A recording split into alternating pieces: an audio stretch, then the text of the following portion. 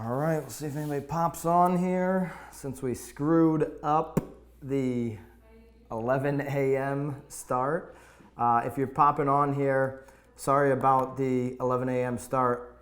I was trying to post this live video through the post that I made a couple of days ago on Tuesday to kind of promote the live video, and Facebook, actually I'll turn around and show it to you. It will not let me press that little go live button. I've actually never seen this screen. I've never scheduled a live video like that before. So I don't believe I did it right is the punchline on this one. But if you've got a question, feel free to put it in. I did get a whole bunch of questions from you guys, like on Instagram stories, printed those out, LinkedIn question. So I'm gonna go through all of these, but if you're on this live video, if you made it live, first of all, say what's up. Who do we got here? I haven't done a live video in quite some time. Throw some hearts on this thing. Throw some thumbs up. I apologize to those people that are looking for the other post and this video is not showing up there, but hopefully they find it. Little Facebook malfunction. We'll be better next time. That's something we say every single day, by the way, on this team.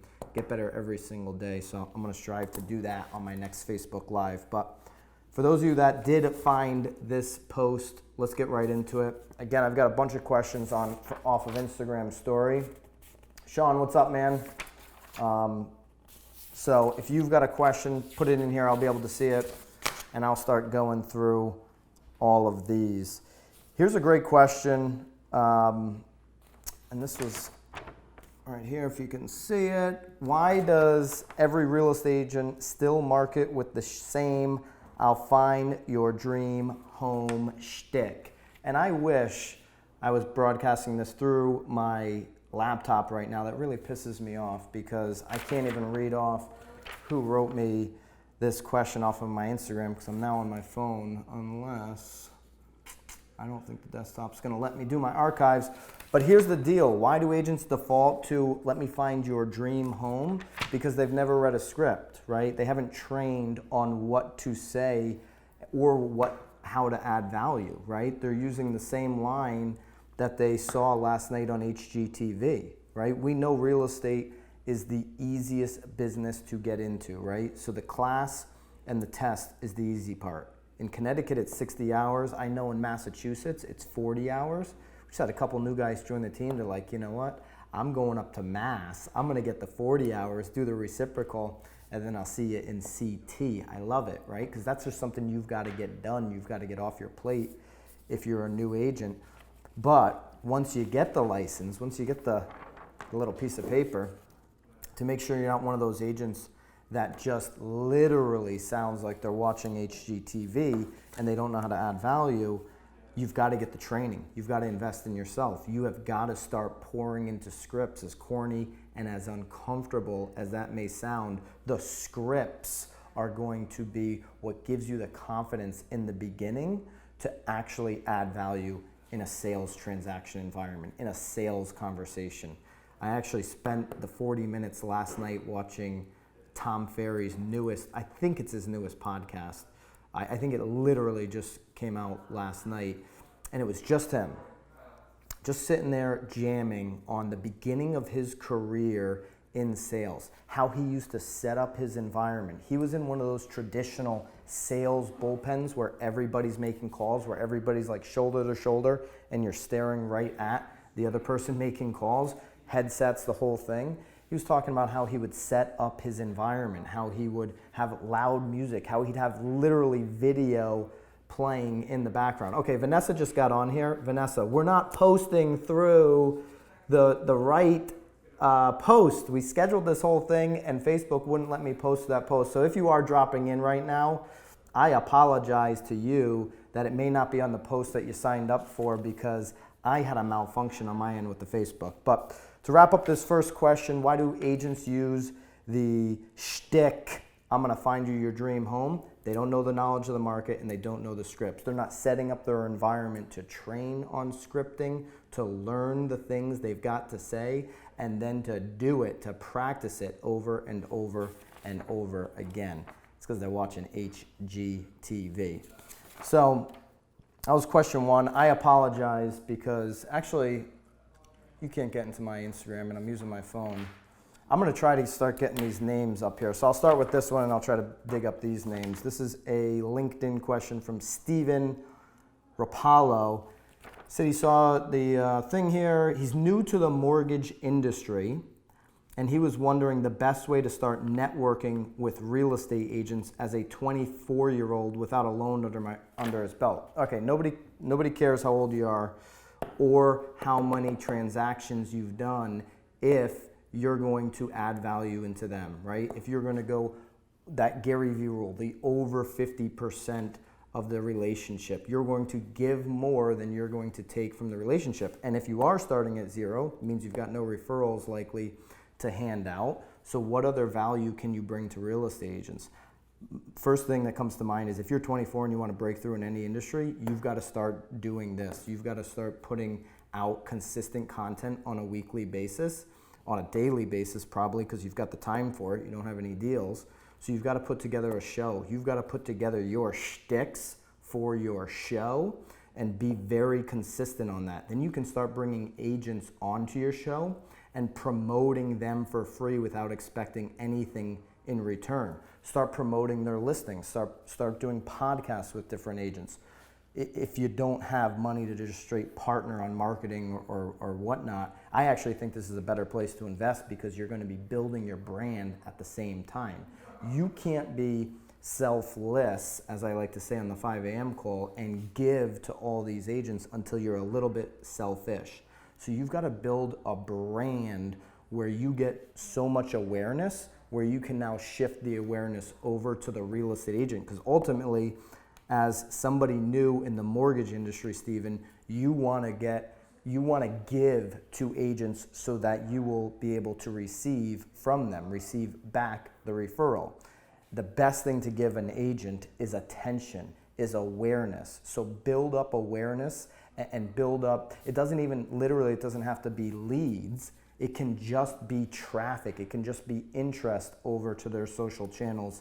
Doing podcasts with them, I think, is a great place to start. So build a brand that you can now send that awareness over to agents. That's how you're going to help them the most. You've got to give to agents, brother, to get.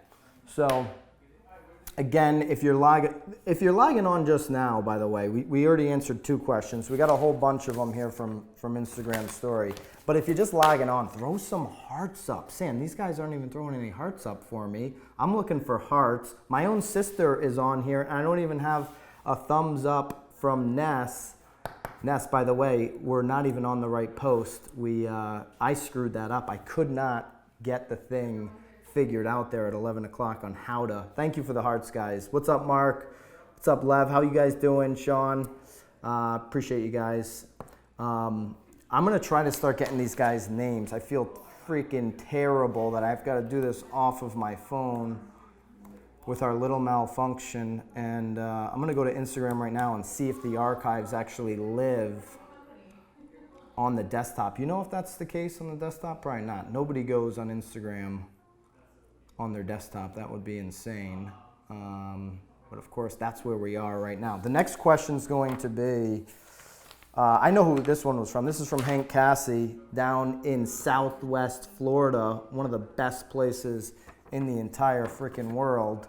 He asks, is Zillow going to the referral program, meaning the Flex program? So Zillow basically has gone to this in 2 test markets. One of them is actually our market right here in Connecticut. So I've got some inside baseball on the Flex program right now.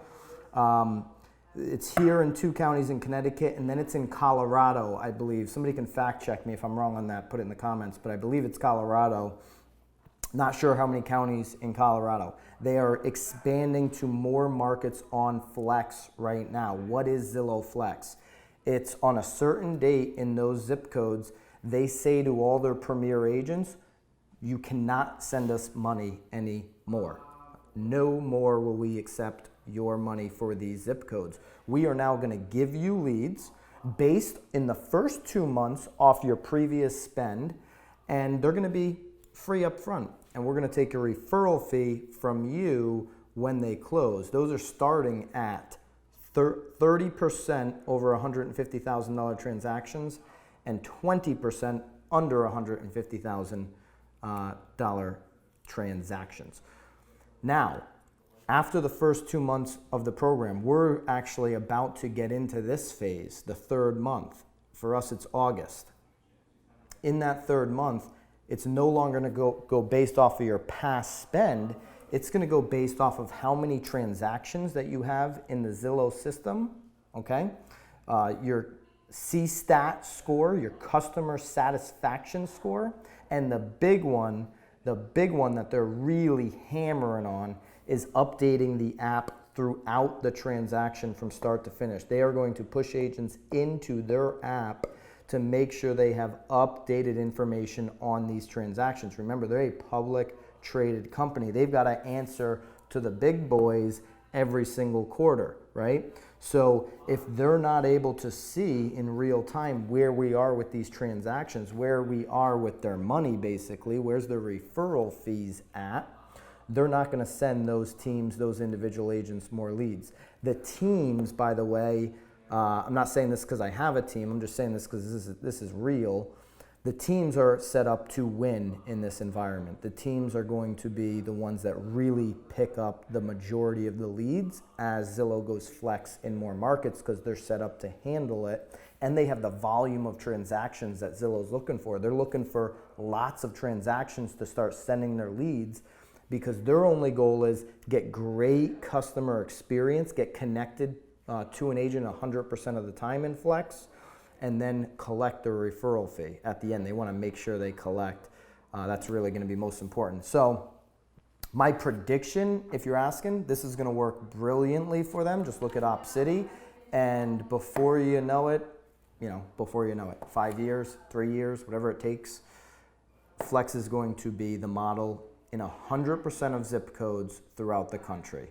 I know we're only in Connecticut, 2 counties, and a little bit in Colorado, and they're slowly growing from there. They're not going to flip this overnight, but it's going to happen everywhere because they make a lot more money when they're taking a chunk out of 3s or 2s or 4s or jelly beans, whatever they like to call it, right?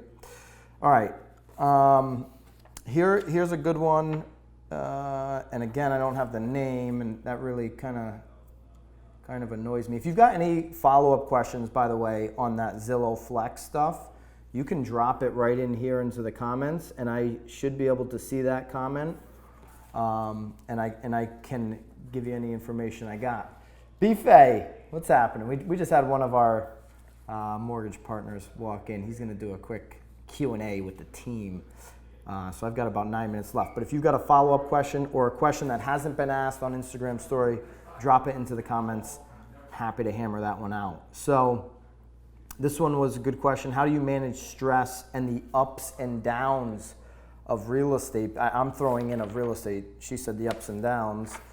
Had the busiest spring and now nothing. And I apologize. I don't have your name. I'm going off my phone. I wasn't supposed to be going off the phone. I was supposed to be on another post. And I apologize for not having your name printed out. This is all printed out from the Instagram story. How do you manage the stress and the ups and downs? You try to not have ups and downs in your real estate career because you're going to have enough stress outside of real estate, right? You're going to have things that happen in your real life, in your personal life, that are much more important than these real estate deals.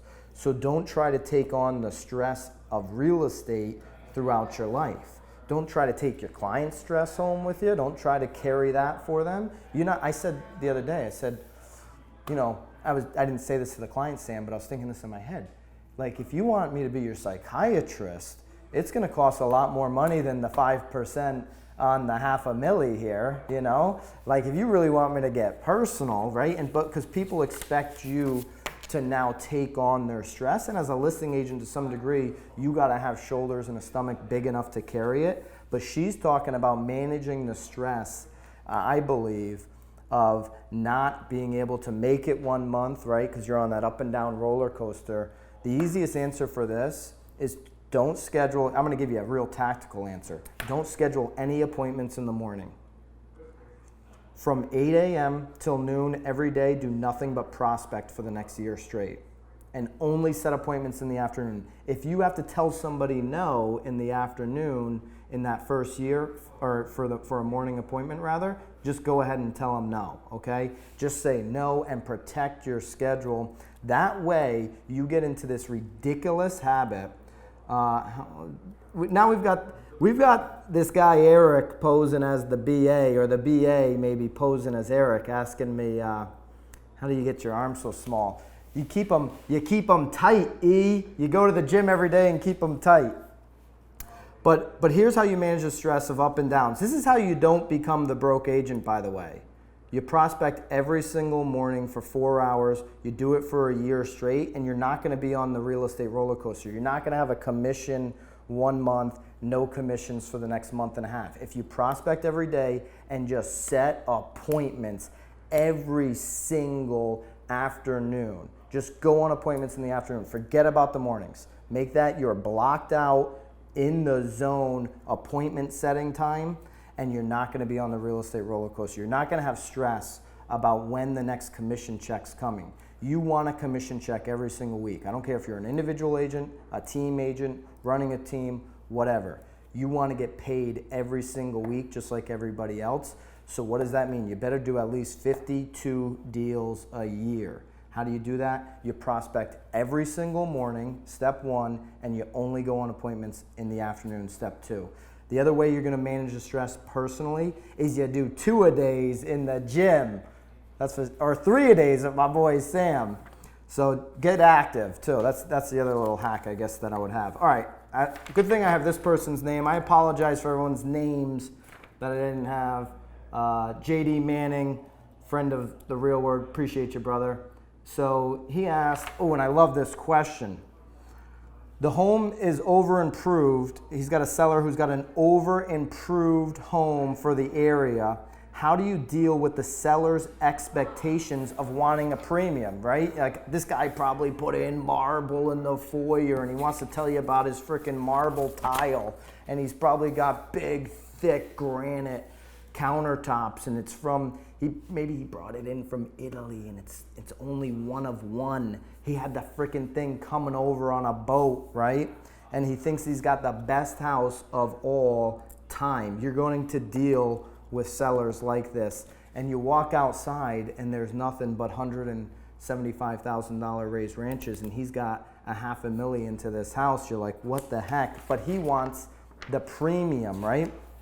He wants to be able to get all his money back. He wants to recoup. And a lot of times, like in Connecticut, you're in a situation where it's like, hey, I know the area here is like, this neighborhood's like $300,000 neighborhood.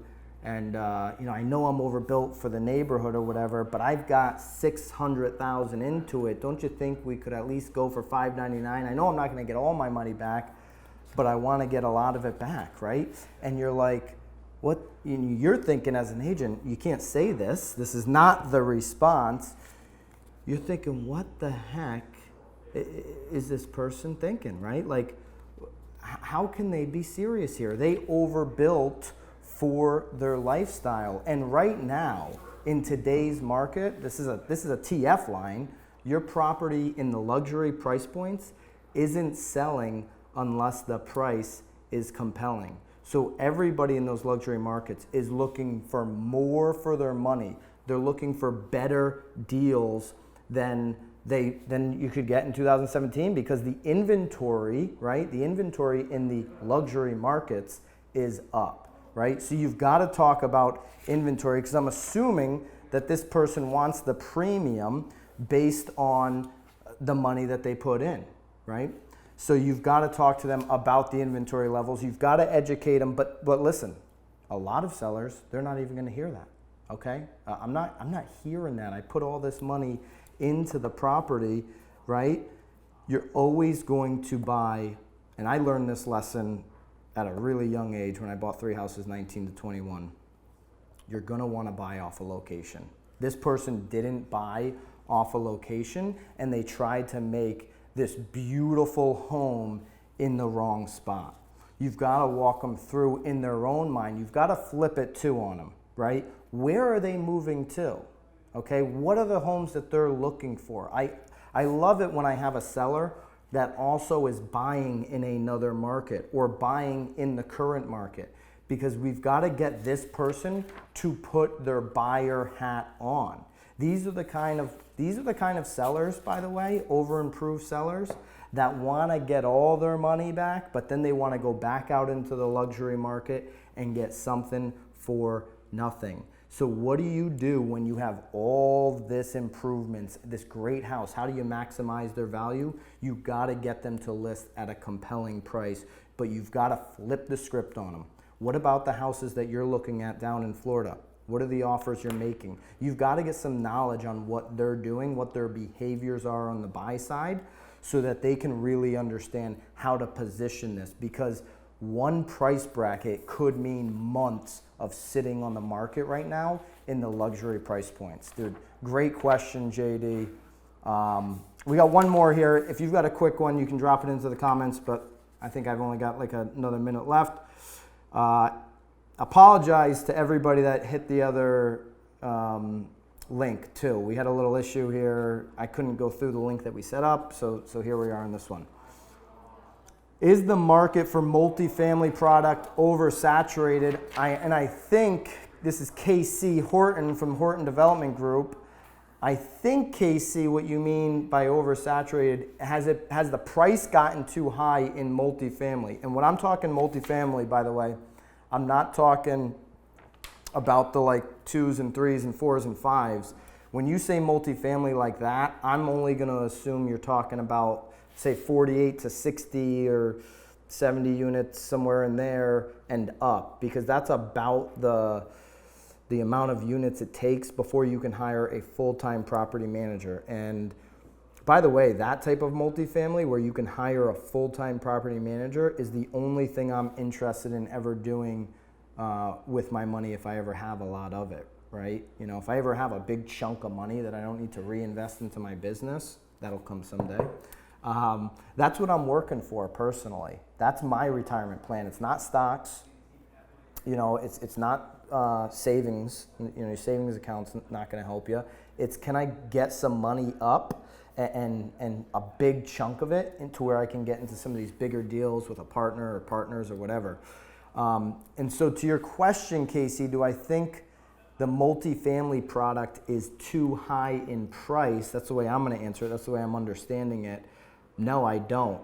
I think we're in a unique position here in America where we can actually buy large multifamilies. You can't do that in a lot of countries. The countries that you can do it in, the price is even triple what we're seeing. And I know in the last 7 years, you've seen multifamily skyrocket, because what are two things that are interesting right now in this country? We've got extremely low interest rates, and we have an extremely high percentage of people still renting, all right? So the interest rate is not actually getting enough people to turn over into buyers because we still have a ton of people renting. This trend, in my opinion, is going to continue for a lot of different reasons. You've got baby boomers over the next 20 years in massive transitional modes. Now, a lot of them are going to buy again, but a lot of them are going to rent for a couple years here, a couple years there, maybe for a long time, right? So I think multifamily product is only going up. I think it's the safest investment in this country today. It's the realest investment. If you've got money and you want to get, if you really understand or have partners that understand it, I don't even really understand it. I'm trying to learn every single month. I tried to do it when I was 19, bought 2 families, lost my shirt, lost everything by my mid-20s, buying 3 homes from 19 to 21, thinking that those were multifamilies, thinking that those were freaking cash flow machines, and they were how you lose all your money. So really understand that game, but it's the safest investment. People are always, it's raining outside right now. People are always going to want a roof over their head, especially when it's raining. People are always going to be in the rental game. And I think a lot of people now more than ever, when you have this combination of millennials and baby boomers both wanting the same thing, location, going back to the guy that overbuilt, dude, your location wasn't good enough, right? You're buying based off a location now, and you're still trying to shortchange people. People want this location. They want access, walkable, all of that kind of stuff. So when you're competing for the same product and it puts you into the renter game, it pushes rents up. And I don't think look at where Connecticut is. If we had a great multifamily rental product, it'd be through the roof, right? People don't want to pay high taxes. People don't want to pay high HOAs. They want to pay one bill for their rent every single month and have a beautiful place to live. The multifamily, the good located multifamilies are not overpriced. I think even though they're at their peak values probably ever, I still think over the next 10 years they're dramatically underpriced. I wouldn't be opposed to paying top dollar for the right location right now in 2019. So appreciate all you guys finding this link. Thank you, Mully, for sticking up for me there with the BA. Appreciate that, dude. I don't know about that, but I appreciate it. I'm gonna maybe do another one of these next week if we can figure out the actual real link this time, the right link. Appreciate all you guys. Got any comments or questions that I wasn't able to get to, throw it in the comments and I'll hit it next time. Appreciate you guys. Have a great day. Get a little bit better than you were yesterday. Hey guys, thanks for watching the video all the way to the end. I really appreciate all your engagement, all your comments, and if you like this content, if you want to see more, please, I've got 2 videos linked up here, or hit the subscribe button so that you never miss a video again.